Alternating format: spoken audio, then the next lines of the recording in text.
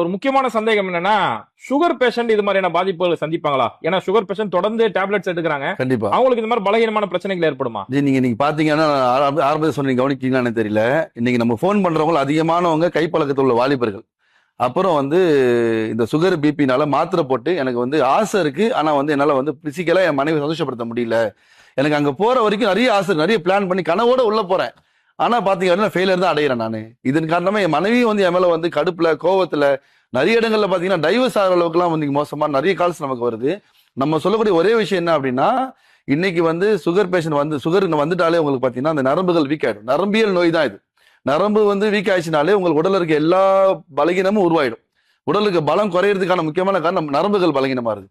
அப்ப நரம்புகளை நீங்க பலப்படுத்திட்டீங்கனாலே, நம்ம ப்ராடக்ட்ஸ் நிறைய பேர் சுகர் குறைஞ்சிருக்கு, நிறைய பேர் பிபி குறைஞ்சிருக்கு, ஹார்ட் ஆபரேஷன் பண்ணுங்கிறவங்க ஆபரேஷனே நின்றுருக்கு.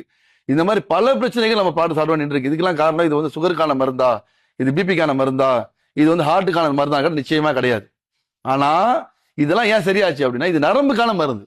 உடம்புல இருக்கக்கூடிய முழு உடம்பு இயங்குறதுக்கான காரணம் நரம்பு தான். ரத்த ஓட்டம் மூலியமா தான் உடம்பு இயங்குது.